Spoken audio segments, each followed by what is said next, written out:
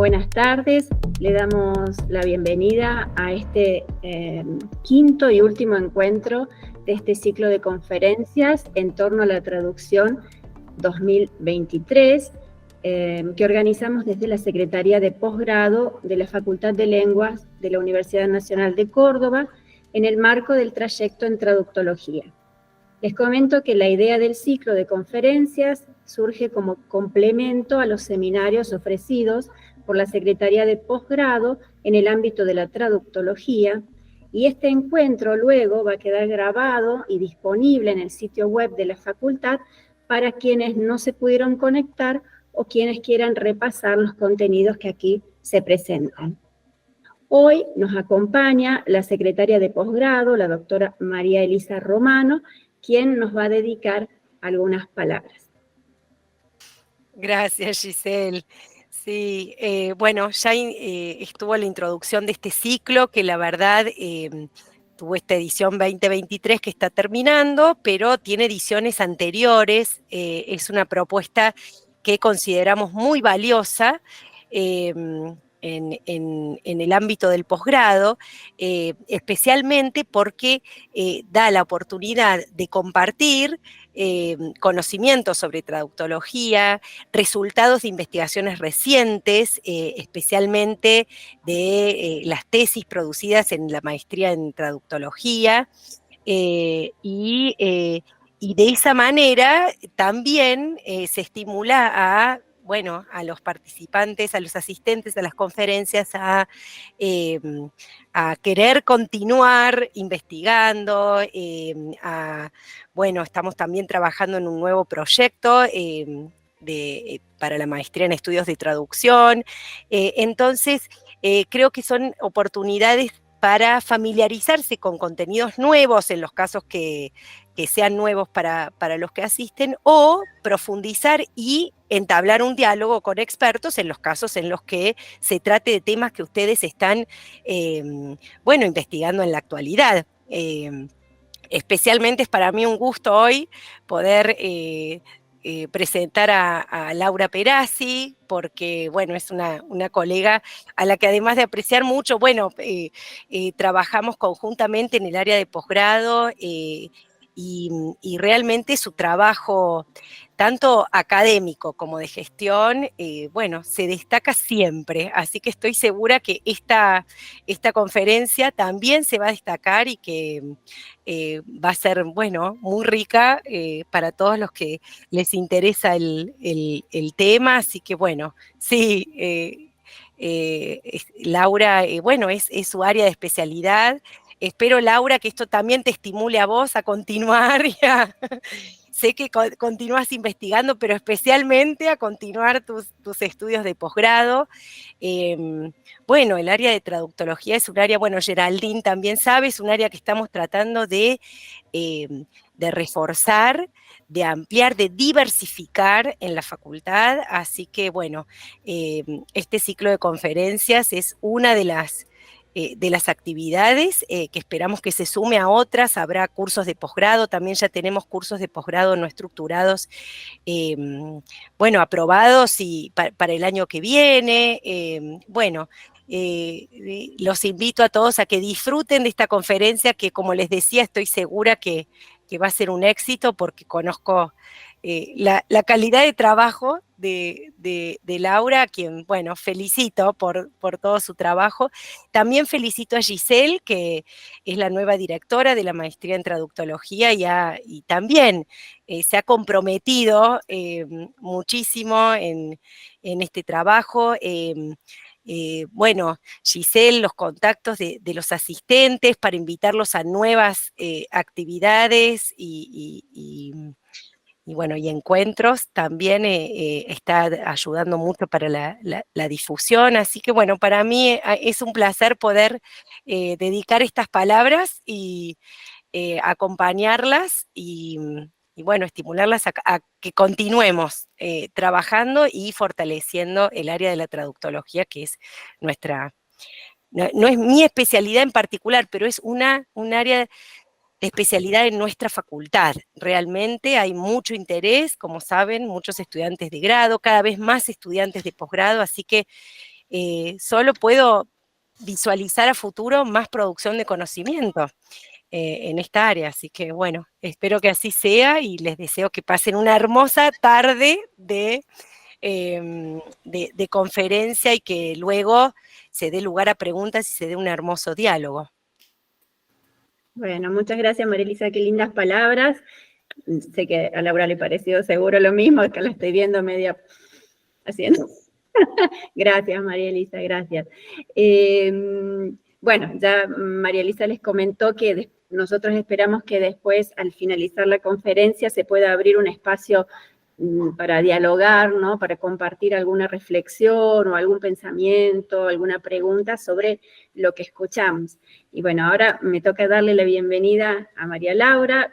Bueno, María Laura, sabes que es un placer que estés acá, que hayas aceptado participar, cerrando el ciclo hoy. Bueno, les cuento que María Laura es magíster en traductología y traductora pública nacional de francés por la Facultad de Lenguas de la Universidad Nacional de Córdoba. En el grado es profesora en las cátedras de métodos y técnicas de la traducción, terminología y documentación, traducción técnica, traducción científica e introducción a la interpretación del traductorado de francés de la Facultad de Lenguas. Y en el posgrado, bueno, que ya adelantó María Elisa, ha sido la anterior directora de la maestría en traductología y la primera coordinadora de este ciclo de conferencias dentro del trayecto en traductología. Y actualmente es codirectora de las especializaciones en traducción e interpretación de esta facultad. María Laura forma parte del proyecto de investigación denominado Variación terminológica, estudio plurilingüe contrastivo en el ámbito jurídico y técnico-científico y posibilidades de representación y gestión informatizadas, dirigido por la magíster Marta Baduy, y es representante de la Facultad de Lenguas por la Universidad Nacional de Córdoba ante la Comisión de Terminología y el Comité de Coordinación Terminológica del Instituto Argentino de Normalización y Certificación. Bueno, entre sus publicaciones voy a destacar las siguientes: Hacia una formación en traducción especializada, realidades y desafíos, en ICALA, revista de lenguaje y cultura en coautoría, y Científicos y algo más, curiosos de la vida que sembraron las semillas de la terminología moderna, en traducción y terminología, puentes interdisciplinarios del conocimiento, entre muchas otras publicaciones, que la verdad muchas tenían títulos en francés y realmente me iba a ser imposible, Laura, presentarlos, perdón. Bueno, Laura, luego de esta muy breve presentación, te cedo la palabra. Gracias Giselle, gracias María Elisa también por estas palabras.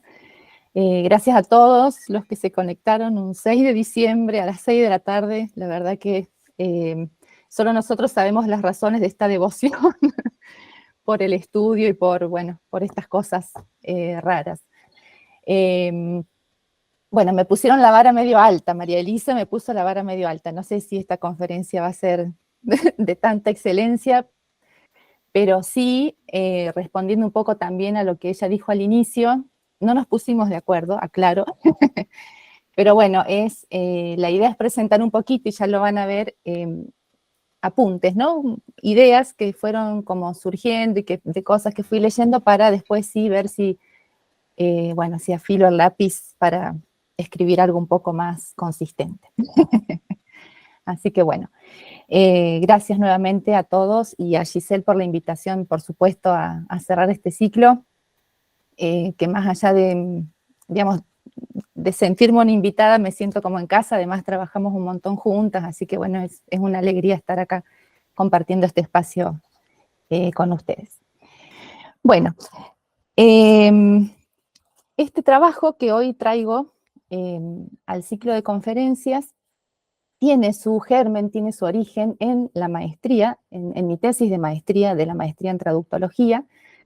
Pero bueno, en lugar de decidir presentar la tesis,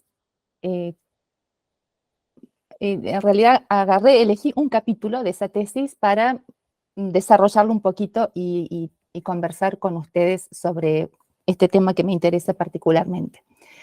Este capítulo de la tesis de maestría no estaba destinado a ser el más importante, no lo fue, de hecho.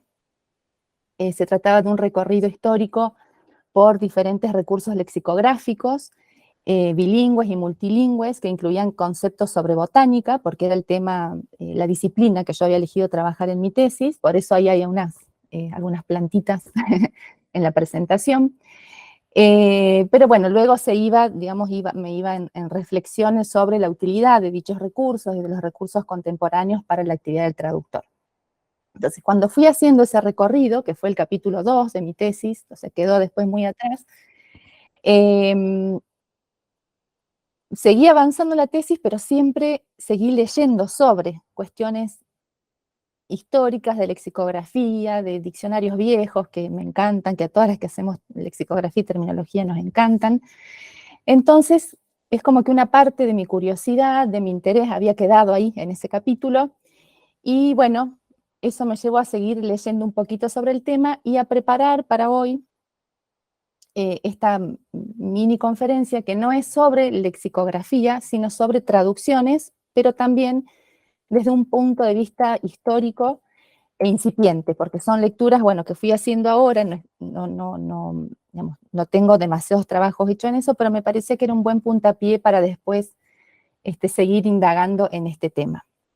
Entonces, bueno, esta conferencia que en un principio se llamaba Apuntes sobre Palabras, Traducciones y Ciencias, podríamos agregarle ahí apuntes históricos e incipientes sobre estos temas. Bueno, el plan que vamos a ver hoy es muy cortito, va a haber una mini introducción, algunas palabras sobre la importancia de las palabras, para nombrar cosas, para ordenar saberes también, ¿no?, en la ciencia. Y luego vamos a ver 4 casos, a modo de ejemplo, 2 casos de traducciones hechas de autores de la antigüedad y 2 casos de traducciones hechas sobre autores del siglo XVIII, para luego dejar algunas líneas abiertas de investigación, no todas para mí, pero podemos distribuir para quienes le interese el tema, y bueno, y luego haríamos una mini conclusión. Las primeras colecciones, perdón, empezamos acá, introducción, está bien. Para hablar de palabras o de términos, podríamos, como muestra y la foto, remontarnos a la noche de los tiempos hablados. Para hablar de tecnología y de ciencias, también. Los diferentes homos, en todas sus evoluciones, buscaron siempre instintivamente tecnologías o ciencias que les permitieran mejorar su calidad de vida. Por lo que podríamos decir que la tecnología como tal existe desde siempre, o desde que la especie humana, digamos, existe, aunque no fue bautizada ni comprendida como tal hasta el siglo XVIII. Para todo aquello que tuviera una utilidad se necesitaban términos para designar herramientas, para designar utensilios domésticos, para nombrar vegetales, animales, nuevas realidades que se iban inventando o que se iban descubriendo azarosamente. Los procesos de designación de objetos, así como el establecimiento de nomenclaturas y clasificaciones, tiene una larga historia que se inicia casi siempre a partir de observaciones que se hacen de la realidad y de fenómenos que van sucediendo. Y en muchos observadores, el afán por organizar los conocimientos, tanto para comprenderlos mejor como para transmitirlos a generaciones futuras, se fue plasmando en obras, en diferentes obras, que en muchos casos sentaron las bases de clasificaciones modernas y de las disciplinas actuales. De todo lo que se ha escrito en todos los ámbitos de las ciencias, hemos seleccionado muy arbitrariamente, por una cuestión de gusto, 4 textos fundantes, aunque no hayan sido, por supuesto, ni los primeros ni los únicos, que fueron traducidos hacia el español y hacia otros idiomas también, por supuesto, sin haber sido ni los primeros ni los únicos en ser vertidos a esa lengua.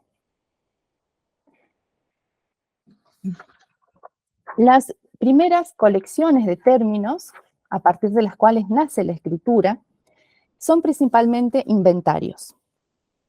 Se cuentan joyas, se cuentan piedras preciosas, herramientas, utensilios. Estos inventarios se encuentran o se hallaron sobre todo en Egipto, en la Mesopotamia, en India, en la región de Creta. También los filósofos griegos, en particular Platón y Aristóteles, reflexionaron sobre la relación entre el nombre o la designación y la cosa o el referente. Podríamos en este sentido nombrar a Tales de Mileto, por ejemplo, y a sus discípulos, cuando trataban de encontrar el concepto fundador de la materia, y con él un nombre, ya sea el agua, el apeiron, el aire. A Leucipo, a Demócrito, al hablar del ser y del no ser, o del átomo y del vacío. A Platón y su Cratilo, a Aristóteles, a Plinio el Viejo con su Historia Natural, entre muchísimos otros desde esa antigüedad hasta hoy. En el siglo XV, con la llegada de los europeos a América, se realiza un trabajo importante de descripción de nuevas realidades y de culturas autóctonas por parte de los foráneos.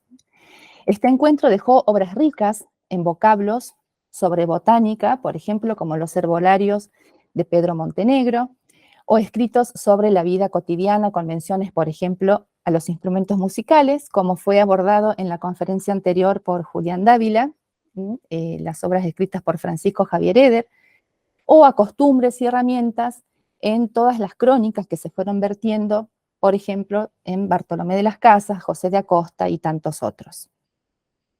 En Europa, la reflexión por los vocabularios y los nuevos términos generados en el seno de las ciencias conoció periodos privilegiados, especialmente durante las revoluciones científicas del siglo XVIII, las revoluciones industriales del siglo XIX, las exposiciones universales, que se convierten en grandes encuentros de innovación técnica y tecnológica, los primeros congresos temáticos que fueron apareciendo, y la creación de los institutos de normalización técnica ya entrado el siglo XX.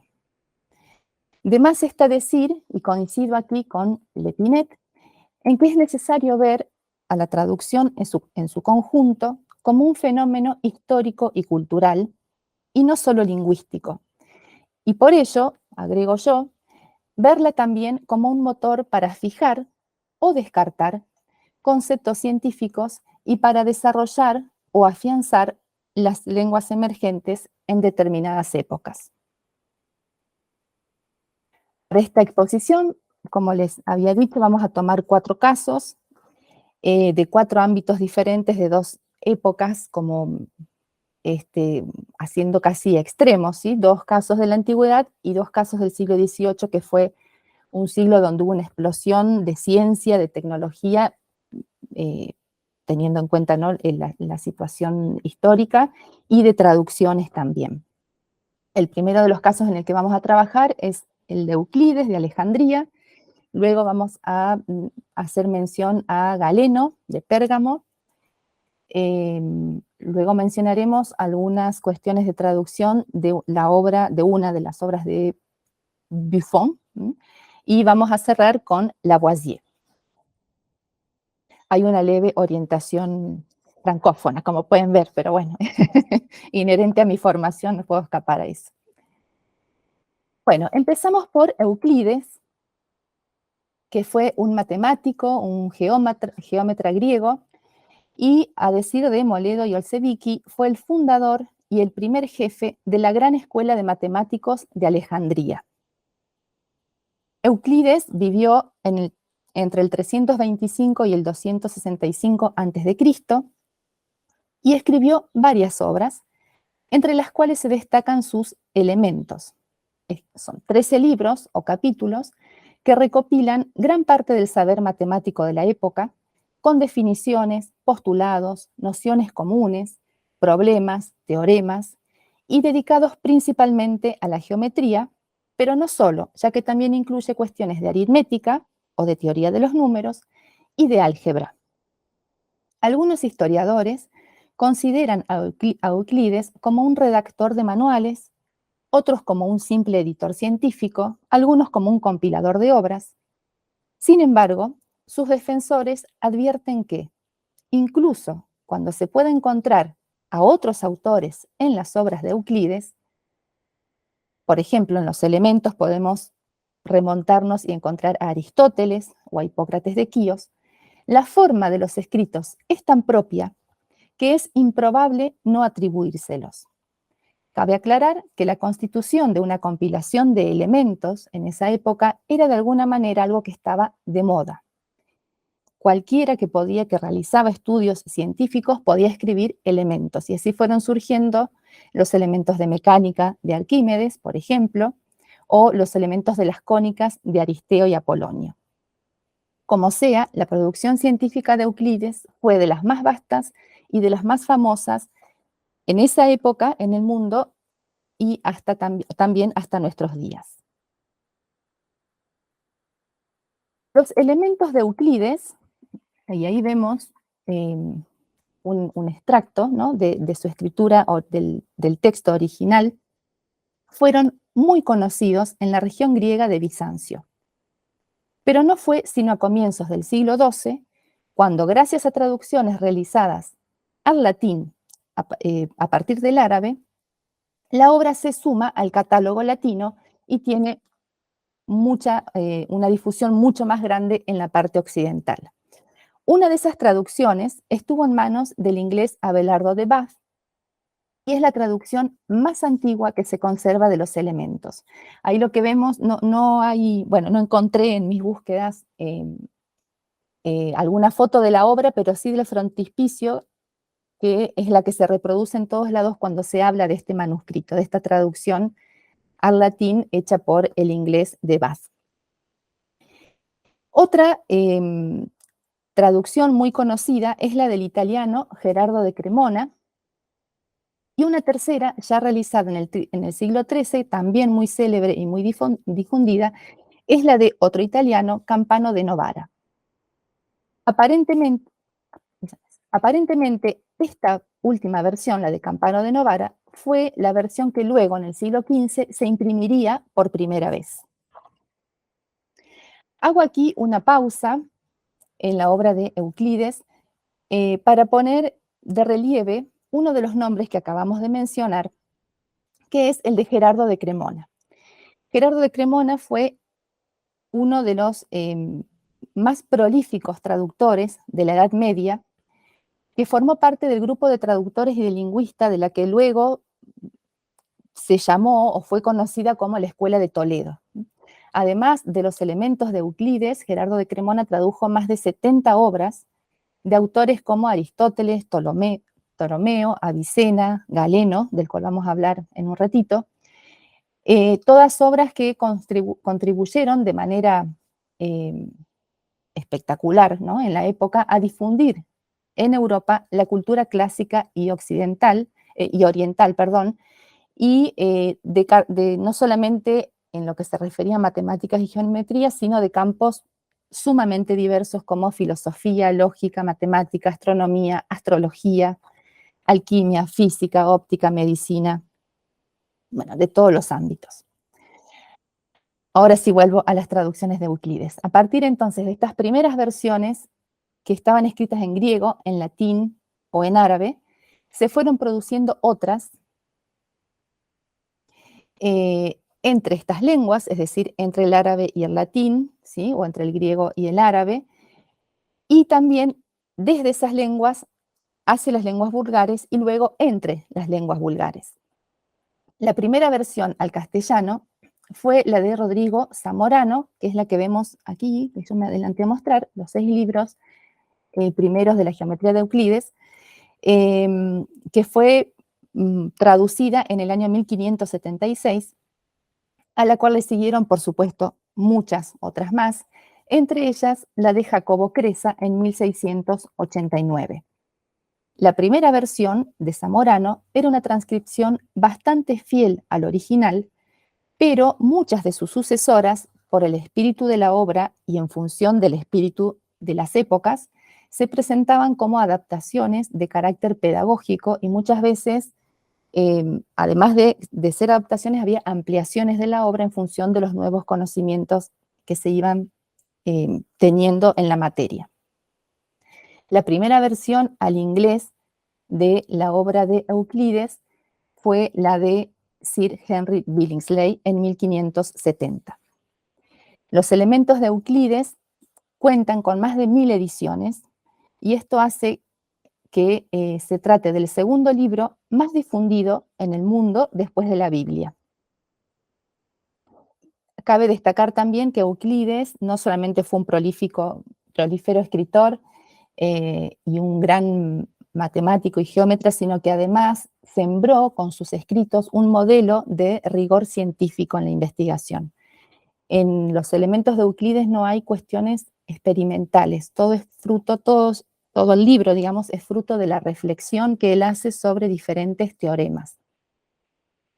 El éxito de los elementos, entonces, se debe principalmente a la presentación lógica de la mayor parte de los conocimientos matemáticos de que disponía Euclides en su época. La calidad del material compilado y la coherencia de su presentación hicieron de este libro un manual indispensable durante unos 2000 años y en la actualidad sigue teniendo influencias en las obras más modernas. Además del interés disciplinar para las matemáticas, para la geometría, los elementos fueron sumamente importantes en otras ciencias, como por ejemplo la agricultura o la astronomía.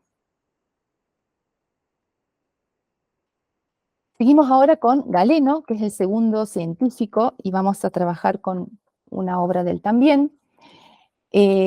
Bueno, Galeno fue conocido por ser, junto con Hipócrates, o después de Hipócrates mejor, el segundo gran médico de la antigüedad. Vivió entre el 131 y 201 después de Cristo, y fue filósofo como la mayoría de los científicos de la época. También fue médico, como la mayoría de los filósofos de la época. Sus disecciones los llevaron a que se lo considere el primer gran fisiólogo y creador de la medicina experimental. Y además fue un gran estudioso también de las plantas medicinales. Es de destacar su influencia en la historia de la medicina, ya que muchas de sus teorías y de sus prácticas permanecieron vigentes hasta bien entrado el siglo XIX. De hecho, dicen de él que marcó la culminación de lo que se conocía como la medicina antigua y que paradójicamente marcó el inicio de otro tipo de medicina, ¿no? La medicina posterior, que tuvo vigencia hasta el siglo XVII. Lo elegimos para este recorrido porque, a pesar de su importancia y casi en contradicción con la gran vigencia de sus escritos, sus traducciones al español fueron sumamente tardías. Galeno escribió numerosas obras, muchas de las cuales, los 2/3 aproximadamente, se perdieron. Aquellas que tuvieron mejor suerte y sobrevivieron y llegaron, ¿no?, a prosperar, fueron muy tempranamente traducidas al árabe y, según sus estudiosos, fluye en ellas un rico vocabulario gracias a las técnicas de disección que él empleaba en animales, a las observaciones clínicas que realizaba de sus pacientes y a los exámenes médicos y a los síntomas descritos también en su relación, bueno, como médico, ¿no?, con sus pacientes. Este manuscrito que vemos aquí es un manuscrito de De Pulsibus, con una traducción al latín hecha, con anotaciones en latín. El manuscrito es griego y tiene anotaciones en latín, data del 1550 aproximadamente. Luego tenemos el Ars Medicinalis, traducido también al latín en 1537. Fíjense la diferencia de la cantidad de años que pasaron antes de que se pueda traducir, ¿no? Del siglo II,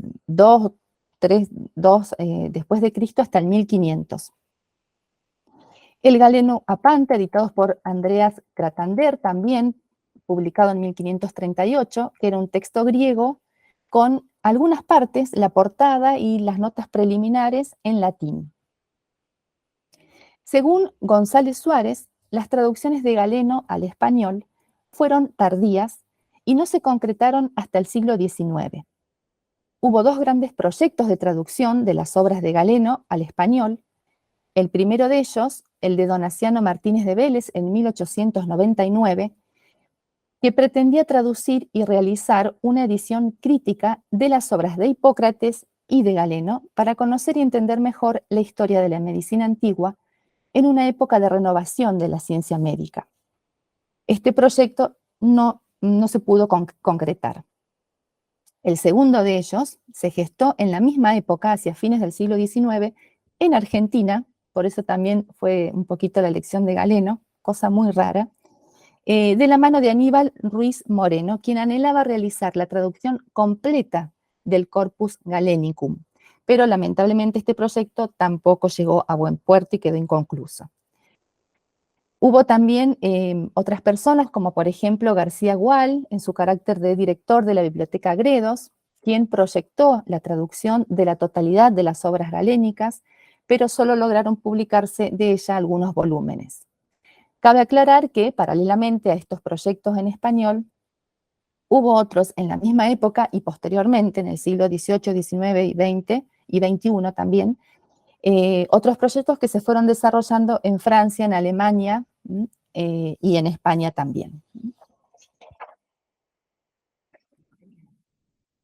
Por la dimensión de los contenidos y la difusión a través de las traducciones, las obras de Galeno fueron la base de los conocimientos médicos de la época y, como dijéramos hace unos minutos nada más, tuvieron amplia influencia hasta el siglo XIX.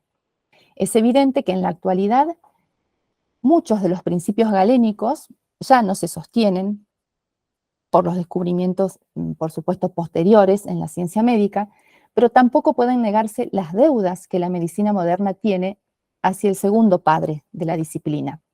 Tanto es así que ciertos conceptos aún se mantienen y nos llegan a través de tecnicismos, como por ejemplo anastomosis de Galeno, nervio de Galeno, forma galénica, creato de Galeno, entre otros. Según Durán Mañas, este desinterés por traducir las obras de Galeno durante tanto tiempo obedece a que los filólogos y los traductores han dudado en acercarse a sus textos debido, aparentemente, a los numerosos errores que contiene la principal edición disponible, que es la de Carl Gottlob Kühn, quien en el siglo XVIII, fines del XVIII, principios del XIX, trató de compilar en 20 volúmenes todo el Corpus Galenicum con la intención de preservarlo. Pero aparentemente Kühn se basó para su trabajo en una traducción, en una versión de Chartier del siglo XVI, que era un texto griego acompañado de una traducción latina que aparentemente tenía numerosos errores y mezclaba textos galénicos con textos de Hipócrates.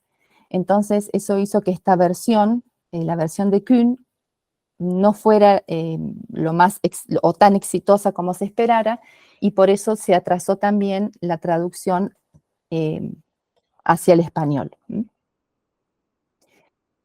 Bueno, vamos a hacer aquí una conclusión parcial del cierre de estos dos antiguos. Los dos casos presentados son, más allá de que la elección haya sido bastante arbitraria y por una cuestión más bien personal, son sin embargo muy decidores, puesto que representan una mínima muestra de la influencia en el devenir de la historia y de las historias de las disciplinas, de las decisiones tomadas por los propios autores de estos libros y por sus traductores difusores. En el caso de Euclides, se toma una obra anterior, que son los elementos de Hipócrates de Quíos, que se perdieron en el tiempo, y Euclides los saca a la luz a través de sus propios elementos. Y gracias a esta recuperación y ampliación y mejoramiento de la obra, se sientan las bases de toda una disciplina que es la geometría.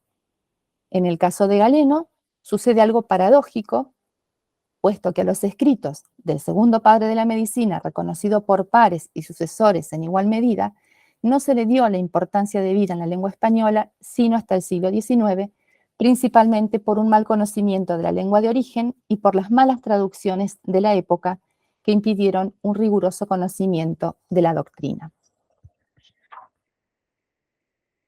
Vamos ahora al siglo XVIII, con este señor que se llama Georges-Louis Leclerc, conde de Buffon, que vivió entre 1707 y 1788.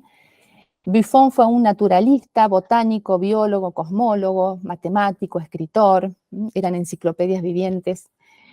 Sus escritos revisten gran importancia por su diversidad, por su riqueza, su originalidad y la influencia que tuvo en el devenir también de las disciplinas, en este caso de la botánica.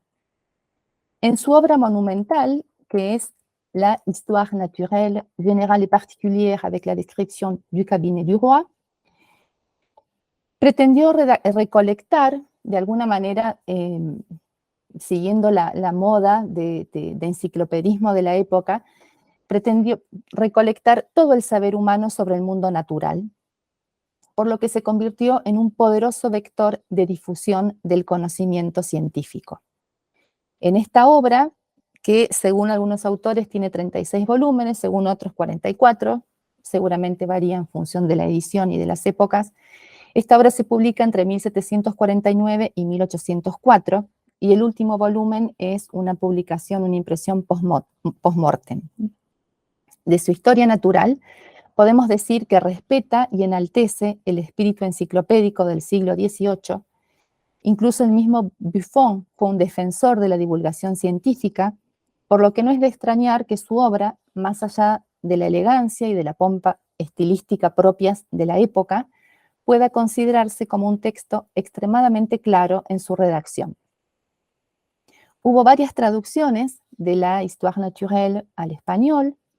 Algunas de ellas fueron traducciones parciales, como por ejemplo La historia natural del hombre, escrita en francés por el conde de Buffon y traducida al castellano por Alonso Ruiz de Piña, publicada en 1773. Aquí lo que Alonso Ruiz de Piña hace es tomar uno de los libros de esta Histoire naturelle, de la historia natural, y traducir solamente ese libro al español. Otras fueron traducciones completas de todos los volúmenes, como por ejemplo la que vemos aquí. Bueno, vemos la primera página de la realizada por José Clavijo y Fajardo entre 1785 y 1805, quien necesitó 9 años de trabajo previo de investigación lexicográfica, de investigación en la disciplina, de rastreo de diccionarios para poder traducir y elaborar un vocabulario específico, cosa que en la actualidad sería imposible, tomarse 9 años para traducir una obra. Eso, por supuesto, la convierte también en un monumento de la traducción. Otras obras fueron, como el tercer caso de la cuarta foto, compendios.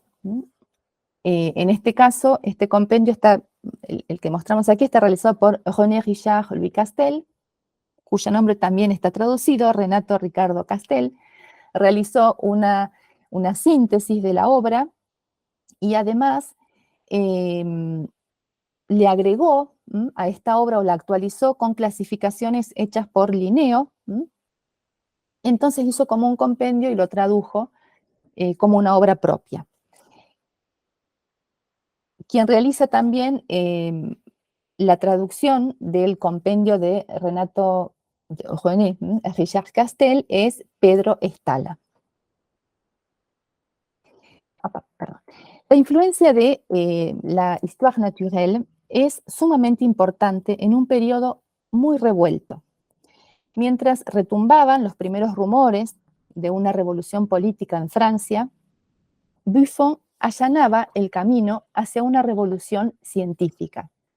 Un periodo políticamente y civilmente dramático se convertiría así en un periodo glorioso para la ciencia francesa y a partir de allí para la ciencia de Occidente, e incluso para la ciencia universal. Y el cuarto personaje al que invitamos a esta charla es Antoine Lavoisier, químico. Todos conocen la frase que le atribuimos acá en esta diapositiva, ¿sí? Antoine Laurent de Lavoisier, que vivió entre 1743 y 1794, fue químico, biólogo, economista francés y es considerado como el padre de la química moderna. Los trabajos de Lavoisier lo sitúan como uno de los principales protagonistas de la revolución científica del siglo XVIII, y sus obras, sean estas individuales o en coautoría, asientan los fundamentos de la química moderna. Su obra más emblemática es La méthode de nomenclature chimique, que es un tratado escrito en coautoría con otros químicos como Guiton Morveau, Berthollet, Fourcroy, Hasenpfadt y Adet, publicado en 1787, y se trata de un tratado que es la primera tentativa de clasificación sistemática y metódica de los elementos, y que luego será la base para los trabajos de Mendeleev y para el establecimiento de la tabla periódica de elementos casi 80 años más tarde. La méthode de nomenclature chimique, junto con el Traité élémentaire de chimie, constituyen la obra mayor de Lavoisier. Un año después de la publicación en francés de esta obra, aparecen dos traducciones al español. Una de las versiones, que es más literal, es la realizada por Pedro Gutiérrez Bueno, quien describe en el prólogo las dificultades que encontró en su quehacer y la manera en que las fue resolviendo, sobre todo las referidas a la nueva terminología de la química. Pinilla especifica que Gutiérrez Bueno mantiene los neologismos propuestos por los autores franceses, pues estos, según ellos, deben servir a todos los países y facilitar la comunicación de los trabajos de los profesores y de los aficionados. Además de defender la terminología, el traductor justifica las decisiones tomadas en cuanto al mantenimiento de voces originales o mantenimiento de voces latinas. A pesar de tratarse de una versión bastante ceñida al original, Gutiérrez Bueno no tradujo la integralidad de la obra, sino solamente aquellas memorias que presentaban las novedades en cuanto a voces nuevas, es decir, aquellas que justificaban la necesidad de reformar la nomenclatura o que explicaban nombres nuevos. Algunos años más tarde, en 1801, se realiza de esta traducción una nueva versión, una nueva edición, que comprende ya, que incluye estas partes suprimidas en un primer momento y las adapta cuando fuera necesario. La segunda versión que presentamos aquí de esta obra, que es bastante más crítica, es la realizada por Juan Manuel Aréjula. En ella nos advierte Gutiérrez Rodilla, además de poner en tela de juicio todo aquello con lo que no estaba de acuerdo, Aréjula pretendía adecuar la nueva nomenclatura a la lengua castellana. Juan Manuel Aréjula ofreció de este modo una versión con terminaciones que diferían del francés. Al sulfate de las primeras versiones en español, Aréjula propone sulfato, por ejemplo, y también la idea de evitar galicismos, es decir, utilizar oxígeno en lugar de arcicayo, eligiendo una u otra vez las soluciones a los problemas terminológicos según los deseos de los autores, quienes pretendían que la nomenclatura propuesta sea comprendida por todos. Como en los casos anteriores, a estas primeras traducciones le siguieron muchas más, pero esa numeración escapa ya a estos pequeños apuntes, que se pretenden más bien iniciadores de inquietudes o de búsquedas ya un poco más cercanas a nuestra época. En este subapartado, no creo necesario indicar la influencia que la obra de Buffon o de Lavoisier tuvo para la posteridad. Pero lo que sí es interesante en la exposición, puesto que hablamos de traducciones, de ciencias, pero también de palabras, es la influencia que tuvieron estas traducciones en la gesta y el desarrollo de términos propios del español. En el siglo XVIII, Francia dominaba la escena científica y con ella la publicación de obras especializadas. Estas obras se tradujeron al español casi inmediatamente, para subsanar la ausencia de un desarrollo científico y teórico propio en España. Se alentó entonces la concreción de traducciones, lo que iba dejando al descubierto la falta de léxico propio de cada materia y, en consecuencia, la ausencia de diccionarios especializados. Muchas veces, esa falencia se sorteaba con la traducción no solo de obras teóricas, sino también de diccionarios especializados producidos mayormente en Francia. Otras veces, cuando las obras eran traducidas por traductores y no por especialistas, se consultaba con peritos en la materia para que se pudiera de ese modo allanar el camino hacia el léxico específico. Estas cuestiones plantean la pertinencia o no de introducir neologismos en la lengua castellana, tema que generó tantos defensores como detractores, lo mismo que sucede ahora con las palabras, por ejemplo, en inglés, puesto que algunos defendían su introducción en pos del desarrollo del idioma y otros se oponían para evitar su deterioro. García Garrosa cierra este debate al decir que incluso los puristas y los más reacios a los préstamos léxicos extranjeros tuvieron que rendirse a la evidencia de que el uso de neologismos estaba justificado cuando la propia lengua carecía de esos términos, como era el caso en tantas disciplinas en una época de importantes descubrimientos científicos y adelantos técnicos como fue el siglo XVIII.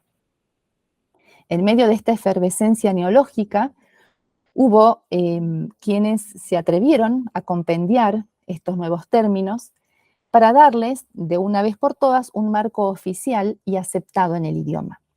Uno de estos personajes fue Esteban de Terreros y Pando.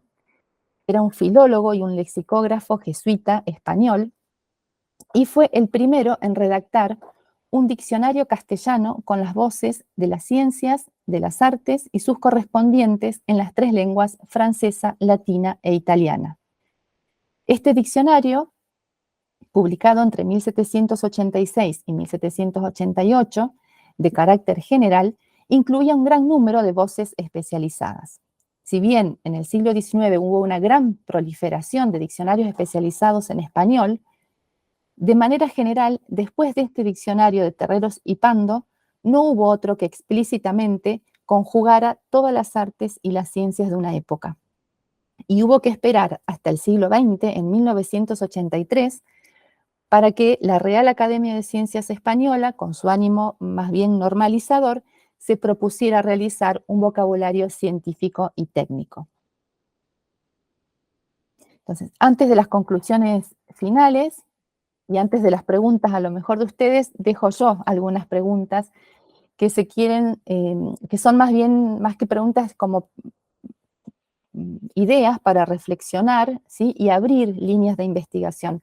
Al inicio de esta conferencia, María Elisa, la secretaria de posgrado, decía justamente que estas conferencias son lugares de encuentro, de intercambio, y que sirven, como tantos otros espacios, para conocer, ¿no?, cosas, ampliar horizontes, para diversificar líneas de investigación. Y me parece que vino muy bien para estos apuntes, porque en realidad, y como habrán visto, la mayoría de las presentaciones de los autores citados son todos españoles. No hay mucha historiografía de la traducción científica en Argentina. Y bueno, ¿y por qué no pensar en empezar a hacer camino ahí? Entonces, bueno, algunas preguntas que fueron surgiendo a lo largo de la preparación de esta exposición es que otras obras fundantes, que hay un montón, corrieron la misma suerte que estas que presentamos, es decir, una suerte más bien positiva, donde se tradujeron y se difundieron, y que otras obras importantes fueron silenciadas o quedadas en el olvido o truncas por cuestiones ya sea políticas, editoriales, económicas o de vida. Muchas veces los autores de las obras fallecían, no había quien continuara y las obras quedaban sin conclusión. ¿Qué interés hubo también en las diferentes épocas por traducir las obras de los españoles que volvieron de las Indias Occidentales y con qué fin se realizaban esas traducciones, y al revés, qué interés hubo por traducir las obras de los españoles en las Indias Occidentales, más allá de las obras que se utilizaban por ahí para evangelización o para el aprendizaje de las lenguas. ¿Qué obras? Estoy hablando de obras científicas, ¿no? En general, y no tanto de, bueno, estas, ¿no? De evangelización y de lingüística. ¿Qué interés hubo por traducir obras, qué otras obras científicas se tradujeron en Argentina durante los siglos XVIII y XIX y con qué objetivo? ¿Y de qué países venían? Porque eso también habla de cuestiones geopolíticas, ¿no? Y de acuerdos y demás. Y cualquiera de estas preguntas para las traducciones actuales, en cualquier idioma, en cualquier lugar en que se produzcan originalmente, en cualquier disciplina científica. Todas estas preguntas, que aún no todas tienen respuesta, ¿sí? Al igual que los 4 ejemplos elegidos para esta presentación, bastan para coincidir con Gutiérrez Rodilla cuando afirma que durante siglos se ha producido un intercambio de saberes entre unos pueblos y otros, mediante innumerables tareas de traducción desempeñadas por los traductores, quienes han actuado, por lo tanto, como elementos esenciales en el proceso de transmisión de conocimiento. A lo largo de los siglos y de las escrituras, los traductores, sean estos traductores puros, digamos, ¿no? O científicos devenidos en traductores por las circunstancias, fueron ellos quienes en definitiva decidieron sobre la difusión de tal o cual obra o de tal o cual autor, y qué difundir de esa obra y qué difundir de ese autor, aunque en mayor o menor medida, por supuesto, estas decisiones estaban siempre constreñidas por medidas editoriales o políticas, como sigue pasando, nada nuevo desde la antigüedad hasta ahora. El análisis que realizamos aquí, aunque muy somero e incipiente, nos permite desde luego una mirada lingüística, que es de donde venimos, creo, todos los que estamos hoy aquí, pero también una mirada sobre la evolución de las ideas y de los conceptos científicos en diversos lugares, donde las traducciones iban haciendo camino, ayudando a enaltecer algunas naciones y a desarrollar otras. Y cierro esta presentación con una cita de Gilles Lissorgue, que conjuga todo lo importante de nuestra tarea. La ciencia no se circunscribe a un territorio nacional y debe fertilizarse mediante las aportaciones mutuas de científicos y divulgadores de distintas naciones. La labor de investigación de ambos se completa con las de edición, traducción y adaptación desde culturas y lenguas distintas. Muchas gracias. Y ahí están los responsables de este recorrido. Bueno, muy bien, muchas gracias. Ahí tenés todos los aplausos en pantalla. Muy bien. Bueno, buenísimo, María Laura. La verdad que, bueno, te escuché con mucha atención para mí y me imagino que muchos de los que están acá escuchando son cosas nuevas, desde ya son apuntes, así que para mí también considero, claro, que son cosas nuevas. Sí. Me gustó mucho cómo, bueno, nos fuiste presentando, si bien hiciste un recorte de cuatro obras, bueno, cómo fue cambiando, ¿no? O cómo se fue aportando a la ciencia y todos los problemas que hubo al final con las traducciones, porque pasaron muchos años, pocos años, porque hay una el primero de la parte moderna que nos nombraste, que ahora no me acuerdo, Buffon, Buffon creo también. que era ese el que dijiste, que pasó un año entre que se produjo la obra y hubo una traducción, o sea que hay diferentes reacciones, hubo diferentes reacciones entre un original y sus traducciones, ¿no? Y eso también habría que ver por qué, qué influye ¿no? en esas reacciones, más allá que me imagino que lo editorial debe ser importante, ¿no? Las políticas, pero había mucha La invención de la imprenta fue fundamental. siglos antes, ¿no? Pero para que se pueda difundir mucho más rápido y traducir mucho más rápido todo. Claro. Bueno, no, la verdad, muy nuevo para mí. Si bien estaba hablando de cosas de antes, sé que me pareció muy interesante. Y bueno, tomé nota de historiografía de la traducción científica. Y entonces te pregunto, con una curiosidad, ¿es este quisieras seguir este camino en estos apuntes de aportar a la traductología y también a la historiografía científica, es decir, a este recorrido de la ciencia? ¿Es tu voluntad esa, o sea, es tu deseo de continuar en tu investigación? Podría ser, sí, digamos. Bueno, como lo dije al principio, es un tema que me encantó cuando lo leí casi de casualidad, digamos, cuando empecé a indagar, ¿no? Para mi tesis de maestría. Pero bueno, ese capítulo primero estaba como muy centrado en la parte lexicográfica, ¿no? Porque bueno, es como mi investigación fuerte siempre es en terminología, entonces bueno.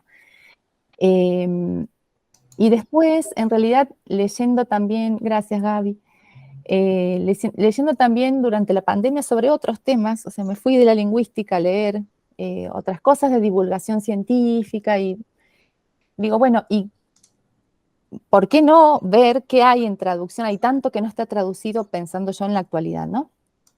¿Qué se podría hacer y demás? Bueno, y después fui, digamos, de nuevo para atrás. Bueno, ¿qué se fue haciendo antes en traducción? Porque en realidad, y también, bueno, buscando bases, ¿no? Autores que hayan escrito sobre traducciones históricamente, ¿no? En traducciones históricas, la mayoría de los escritos habla sobre traducciones literarias, ¿no? O toma estos libros en realidad como textos literarios y no como textos científicos. Entonces, hay mucho escrito, pero desde la mirada de libro, ¿no? De literatura y no desde la mirada científica. Y bueno, así a mí me gusta mucho personalmente todo lo que tiene que ver con la cuestión científica, así que ¿por qué no indagar ahí un poquito, un poco más, mucho más va, no un poco más, sino mucho más. Pero bueno, me encantó preparar esto y sí, seguramente por ahí seguirá la cosa. Por ahí seguirá tu camino. Muy bien, muy bien. Perfecto. Bueno, no sé si habrá alguien que quiera hacer alguna pregunta, alguna reflexión, un comentario, alguna experiencia que tengan. Si me permiten, bueno, María Laura, primero felicitarte, muy interesante la conferencia, la verdad que también, si bien algo sé de terminología, esta parte histórica, digamos, no había leído nunca sobre esta cuestión y me preguntaba, ya que uno de tus ámbitos de especialización, además de los estudios de traducción, es la terminología. ¿Tenés conocimiento de algún estudio sistemático sobre justamente las unidades de conocimiento especializado que pueden haber aparecido en estas obras y en las traducciones, digo, comparativos, el estudio de los neologismos? ¿No se abordadas desde enfoques de teorías actuales? No, gracias Geraldine, me adelanto de ansiosa y no. Hay estudios, hasta donde yo vi, porque hay muchísimo, pero bueno, vuelvo a lo mismo, son todos españoles, ¿no? Por eso por ahí lo lindo sería ver, bueno, qué pasó acá, ¿no? Con toda con la recepción, ¿no? Que estas obras fueron teniendo en Argentina o en América Latina. Pero volviendo a tu pregunta, hay estudios, hay mucho estudio de diccionarios, ¿no? O recorrido por la lexicografía española, hay mucho hecho en medicina. Bueno, Berta Gutiérrez Rodilla, que yo mencioné un par de veces, es una de los principales autores, digamos, que trabaja en ese ámbito. Hay hecho en química, en astronomía, pero es, bueno, por ámbito, ¿no? Por ámbito y por lo general en la terminología y en la lexicografía de España en diferentes épocas. Bueno, por eso creo que estaría bueno, y contesto la segunda parte de tu pregunta, no hasta donde yo sé, no está trabajado a la luz de las teorías terminológicas. O sea, están trabajadas o desde la historia de las ciencias, ¿no? Bueno, que fueron surgiendo en los diferentes años, que no sé, que primaba en una época, que primaba en la otra, pero no a la luz de las teorías terminológicas actuales, y esto es algo como muy personal, pero creo que también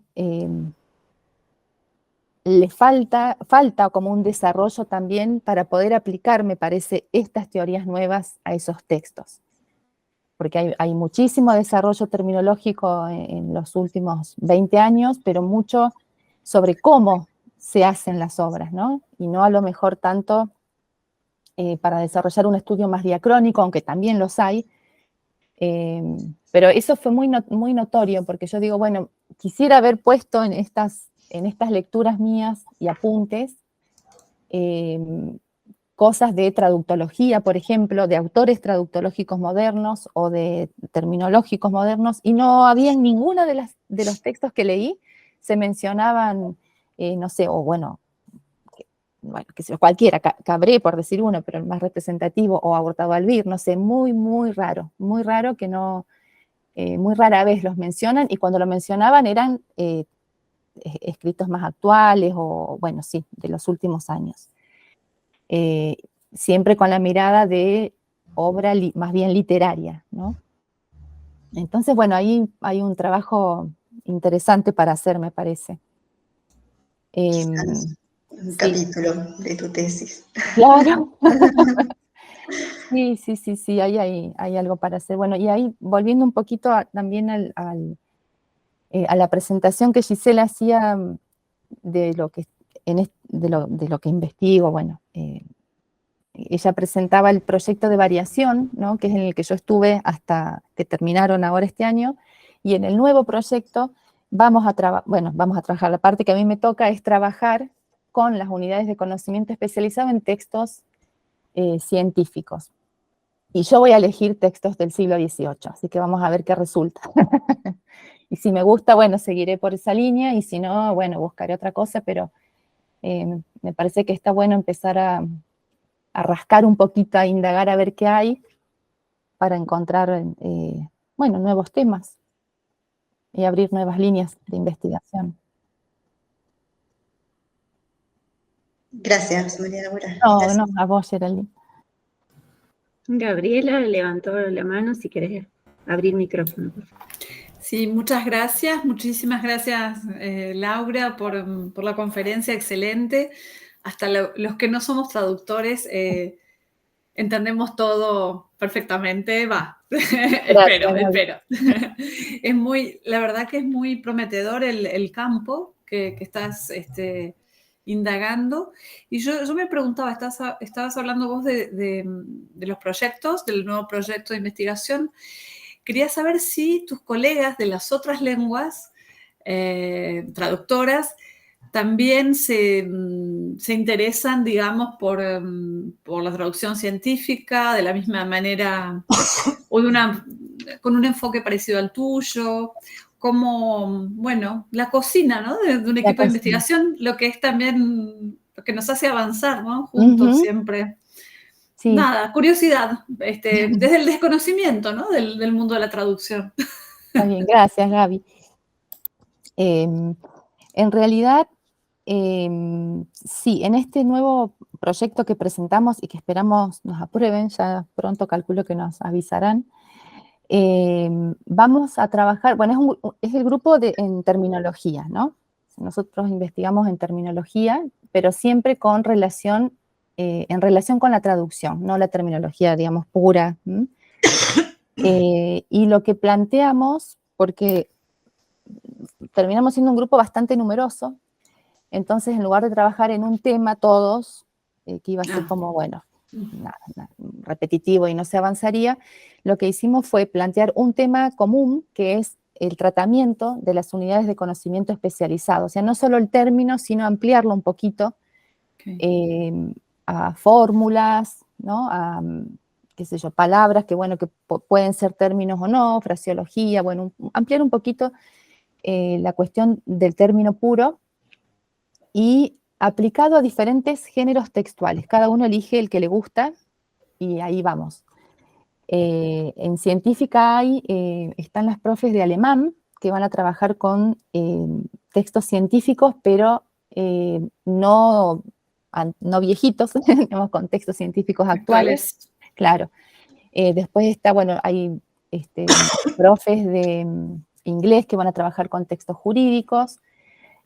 Hay una profe que va a trabajar con lenguaje claro y cómo se hace el paso, ¿no?, de la terminología al lenguaje claro sin que se pierda especificidad. ¿Qué más? Cuestiones culturales también, con culturemas y realias un poco en diferentes tipos de textos.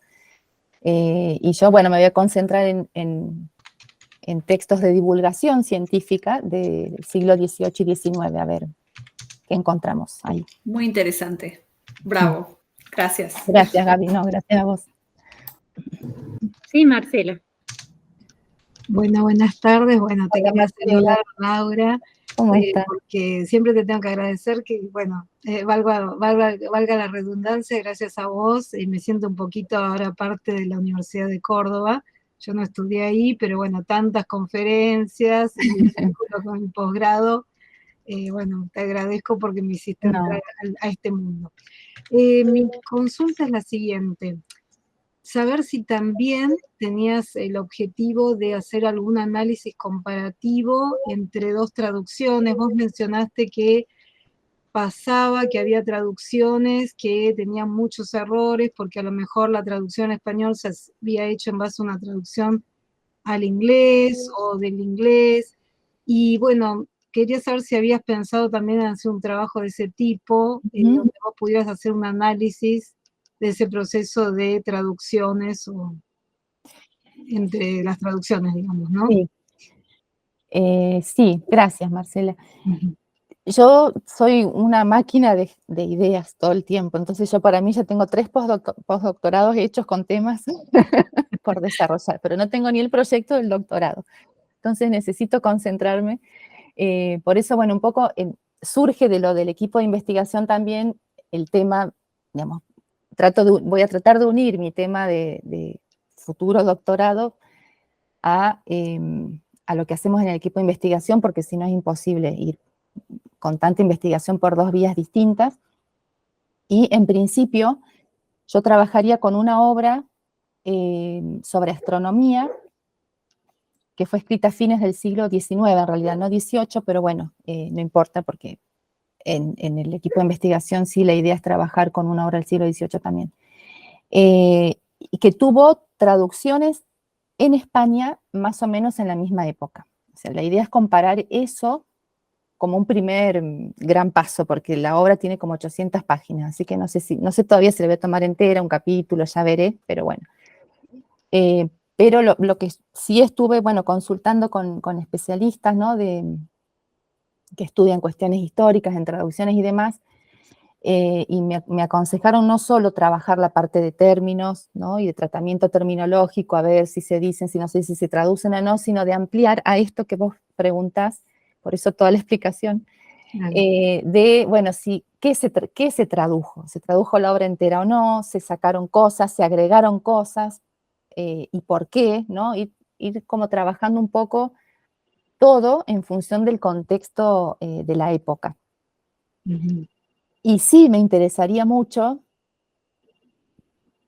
pero no sé cuándo, tal vez buscar otra traducción más moderna de esa obra, y ahí sí comparar o con el original y ver qué diferencias hay con esa primera traducción, bueno, y que digamos, de manera casi inminente me va a llevar a comparar las 2 traducciones.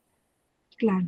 Pero bueno, de a un entusiasmo a la vez, como yo digo, porque si no es como que no se completa ninguno. Pero sí, sería muy lindo porque además la manera de traducir en esa época no es para nada la misma a cómo se traduce ahora, entonces me parece que ahí hay... Y lo ideal sería encontrar una traducción en Argentina, que creo que de la obra que yo quiero trabajar no hay. Pero bueno, no importa, ya veré si hay y si no, no pasa nada. Claro. Bueno. Veremos. mucho por delante. Mucho, mucho, sí, sí, pero hay muchos libros para que todos los que les interese puedan trabajar en esto. Bueno, te felicito, Laura. Gracias, Un gusto, como siempre. un placer. Elizabeth también quiere Bueno, tomar la palabra. muy lindo, Laura, muy interesante como Gracias, todo lo Eli. que haces. Vos sabés que mientras vos hablabas y planteabas esto de tomar textos, perdón, del siglo XIX, textos científicos, yo pensaba en un posible estudio comparativo. A lo mejor estoy totalmente sacando una idea tirada de los pelos, pero pensaba en escritores que recorrieron la Argentina y que hicieron indagación sobre la flora, la fauna, la geografía. Pensaba, por ejemplo, en Adán Quiroga, en el Perito Moreno, y quizás contrastar esos estudios. Desconozco realmente si en el francés o en otra lengua existen, que seguramente sí, relatos de viajeros, donde justamente se podría trabajar de manera comparativa la terminología que se empleaban para las descripciones, para dar cuenta, digamos, de la flora, de la fauna, si tomaban, ya había influencia en la Argentina, obviamente se leía mucho en francés, tengamos en cuenta que circulaba mucho el francés, no solamente en la literatura, sino también en estos tratados científicos.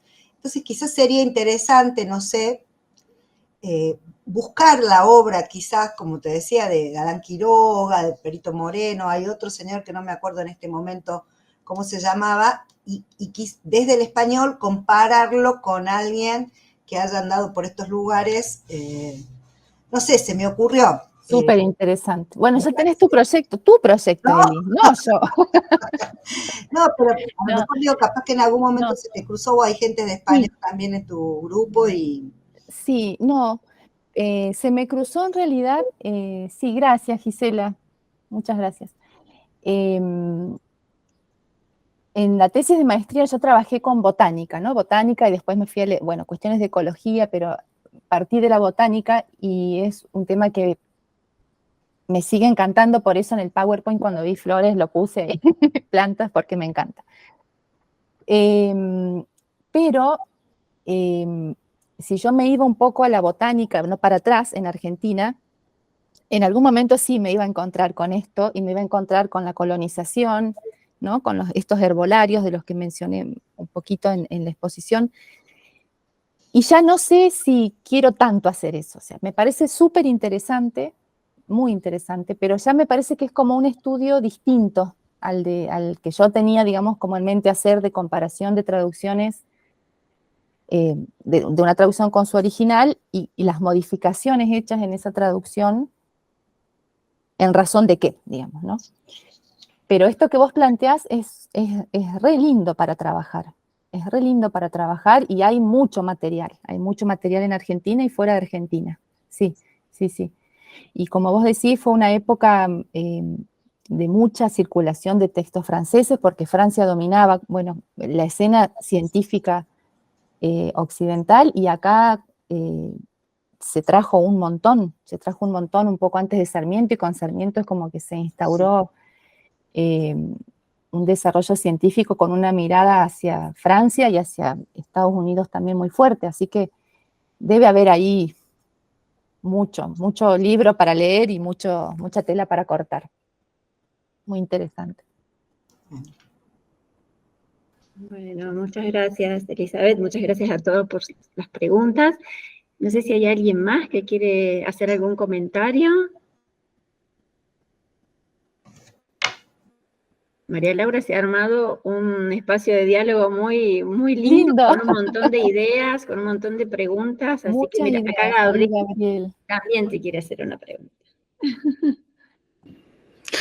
Buenas. Bueno, no, más que una pregunta, un comentario, una reflexión que me vino. ¿Cómo están? Yo soy de Paraná, Entre Ríos, no he estudiado, pero participo de la mayoría de las conferencias que se han abierto al público en general, así que agradezco este ciclo y estos espacios que nos permiten por ahí participar desde otras localidades. Yo soy intérprete de lengua de señas argentina y estoy haciendo una maestría ahora en traducción de inglés porque no hay nada vinculado con la traducción y mucho menos con con áreas de posgrado o estudios de posgrado vinculados al par lingüístico este. Y pensaba en lo que mencionabas de cómo la imprenta favoreció mucho esto, ¿no? A fijar en principio el vocabulario más técnico o las frases también, estructuras. Y entonces lo vinculaba con el ejercicio de los intérpretes de lengua de señas, que ha sido un ejercicio muy de la oralidad y con la oralidad de lo efímero que es. Entonces, cuando quizás trabajamos con textos o con discursos de especialidad o de corte científico, muy terminológicos, que lo que alcanzamos a hacer en términos de, bueno, encontrar algún tipo de equivalencia, se termina perdiendo después por lo efímero que conlleva, ¿no? la interpretación. Pero pensaba cuando decías lo de la imprenta, como quizás en alguna suerte de analogía, las tecnologías de videograbación permiten hoy cierta fijación de las lenguas de señas y de cualquier otra lengua que sea ágrafa. Entonces, nada, también me diste ahí como una idea de empezar a quizás encontrar algún corpus, agradeciendo lo que, bueno, en su momento para las lenguas escritas fue la imprenta, y hoy para quizás las lenguas de señas puede ser la videograbación en alguna suerte de esto, de fijación de la oralidad, y en algún momento quizás sí ya algo que tenga más que ver con la escritura en sí. Así que, nada, Sí. gracias por esa línea de pensamiento. No, por favor, gracias a vos, Gabriel, porque estás siempre, sí, participando. Sí, la verdad que bien, re interesante esto que decís. Y bueno, otra cosa de la que hay mucho todavía por trabajar en Argentina. Porque yo comparo con los intérpretes de señas brasileros, que tienen un desarrollo a diccionarios, y lo tienen como muy ya aceitado, y en todos los lugares donde hay amontonamiento de gente, ellos están. Y acá en Argentina es como que está bien, de a poquito, y mucho, me parece, no sé, comparado con hace 10 años, es como hubo también, ¿no? Como una gran explosión sumamente positiva. Y bueno, hay que aprovechar y hay que hacer punta ahí, para que no decaiga, porque también todo evoluciona tan rápido, ¿no? Ahora estamos con videos, pero vaya a saber uno en qué nos vamos a comunicar de acá a 5 años o 10. Entonces, como los CD ya no tenemos dónde verlos, bueno, no sabemos si vamos a poder ver estos videos en algún momento, así que hay que ir como sistematizando todo lo que haya quedado grabado, y bueno, y ahí a producir material, hacer diccionarios de imágenes, mucho para hacer, súper lindo trabajo. Gracias. Gracias, Gabriel, muy interesante tu idea. Espero que la puedas continuar. Sí. Y gracias por estar siempre aquí también. Tengo que hacer la tesis de maestría, así que voy a... Bueno, ahí tenés. Hay un entusiasmo por apunte. mes, ¿eh? Primero terminás la tesis y después a producir. Muy bien. ¿Alguien más que quiera participar?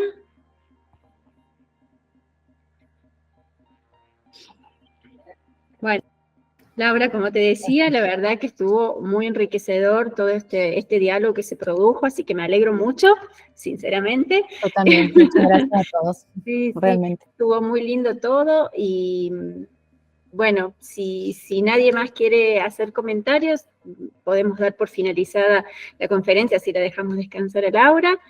Y bueno, yo les quiero, a Laura obviamente le vuelvo a agradecer por haber aceptado participar. Les agradezco a todos y todas por habernos acompañado hoy y por habernos acompañado a lo largo de todo el ciclo, que la verdad considero que fue un éxito por la convocatoria que tuvimos, y que esperamos continuar el año que viene. Y bueno, también agradezco a la Secretaría de Posgrado por el apoyo que nos brindó, a María Laura por haber iniciado este ciclo, que realmente digamos, es el gran mérito tuyo, Laura, que yo he continuado, pero que hay que también valorar, ¿no?, las iniciativas. Y bueno, les agradezco muchísimo, en serio, de corazón. Y bueno, Nos vemos el año que viene.